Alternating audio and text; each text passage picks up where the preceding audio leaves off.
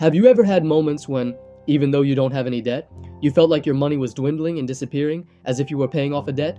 This situation actually points to the fact that there is debt. You may not have personal debt, but we all have a debt left over from the past. The system was built in such a way that governments and nations constantly covered one debt with another, and the interest system focused on making money from money rather than from production.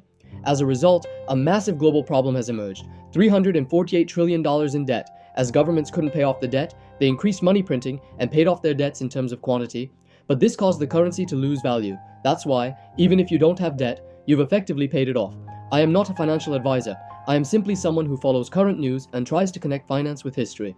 I will research and analyze whether this situation has occurred in the past and, if so, how it was resolved, and then present my findings to you. The amount of interest the US paid on its debt this year is $1.1 trillion, not the debt itself. It's just a thank you for lending us money fee. To put this into perspective, it means approximately $35,000 is being thrown into the fire every second. Throwing $35,000 into the fire every second? Wow, that's a lot of money, isn't it? Well, that money actually comes out of your and my pockets. Through the method I just described, I was looking at the latest DOGE reports from the Department of Government Efficiency. There was a lot of excitement about cutting $54 billion in waste. People were celebrating. Then, I looked at the actual audit report. How much was actually saved? $1.4 billion. It's as impossible as trying to put out a burning forest with cups of water. A token gesture, and to be honest, I don't think those in power will actually pay it back. They can't. I did some research on how we got to this point. I found some ledger notes from the 1970s that reflect a world I don't recognize. A world where debt was a tool, not the driving force of the entire system. So what about now? The system is made up of debt instruments. It stands on a foundation of empty promises.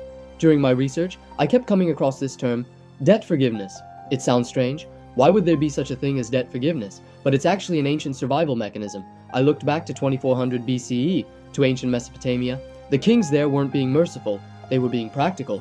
They realized that if farmers owed the elite too much, the farmers would abandon farming. They would flee. The kingdom would collapse. So when a new king ascended the throne, he took a radical step. He shattered the clay tablets. He wiped the past clean. Everyone started from scratch. And yes, it worked. But only for a while. But then, I began looking at Rome, and things took a disturbing turn there. Rome didn't have a reset button. They had a cheat button. I was reading about the denarius, the silver coin. During the reign of Augustus, coins were made almost entirely of pure silver. By the time the empire began to crumble, they had become copper coins dipped in a thin layer of silver. To finance their bloated armies and massive bureaucracies, they devalued the currency. They lowered the value of money to have more of it.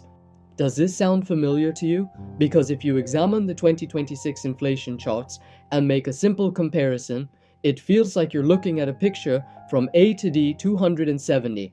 They called it progress. We call it liquidity. It's the same lie. A frequently cited argument is, we owe this debt to ourselves. Every time I see this topic brought up on social media, I see responses like this. But who is ourselves? I looked into the ownership structures of these bonds. This isn't us in the ordinary happy sense. It's pension funds, insurance companies, your 401k plan. $348 trillion isn't just a number on a screen. It's a promise that your future exists. If this debt isn't repaid, your retirement is gone. If it is repaid, it will be through inflation, the modern version of clipping the edges off silver coins, which means you won't be able to buy as much groceries with your savings as you used to. This is a scam. You lose if they pay it back, and you lose if they don't. I'm looking at this interest rate trap that the OECD has been constantly warning about. It's like inflating a burst balloon. We're already borrowing money just to pay the interest on the money we've borrowed. I might be wrong, but I don't think the people at the top are actually panicking. I think they've accepted that the system is on life support. The DOGE fiasco, that $1.4 billion profit I mentioned, felt like a glitch in the matrix. It showed that the beast is too big to shrink, even if cuts are necessary. You can't cut out a tumor that's taken the place of the heart. A few months ago, I came across a strange footnote in a World Bank report. This footnote implied that we were approaching a mathematical endpoint. It's a fancy academic way of saying the music will soon stop, and there are no chairs left. Even for the orchestra, the Romans managed to stay afloat for a long time by diluting their coins. We've stayed afloat for a long time by printing digital numbers, but what keeps coming to mind is this. The Romans eventually ran out of silver, even to coat their copper. Ours, however, is running out of trust, and trust is the only thing preventing those $348 trillion from turning into a worthless pile of paper. When I talk to people about these numbers, they can't make sense of them. The numbers are too big, too abstract. So let's try this. Imagine you earn $50,000 a year, but you have $500,000 in credit card debt. Just the interest payments alone come to $60,000 a year. You're actually spending more on interest than you earn. What do? You can't work more hours. There aren't enough hours in the day. You can't significantly cut back on your spending. You have only two options: declare bankruptcy and lose your home, or find a way to devalue the dollar enough to pay off your $500,000 debt in monthly installments of $1,000 or less. This is exactly where we are. We're not fighting inflation, we're relying on inflation to prevent debt from crushing us. In the 1920s, people were terrified and felt helpless because of debt. During the 2008 crisis, people were horrified. Now though, is the situation just accepted? It's as if we're all living in a house that's clearly on fire. But even if we try to escape, the doors are locked. So we just sit on the couch and wait. While interest rates rise by $1 million every few seconds, we're looking at DOGE reports as if saving a few $1,000,000 was somehow important.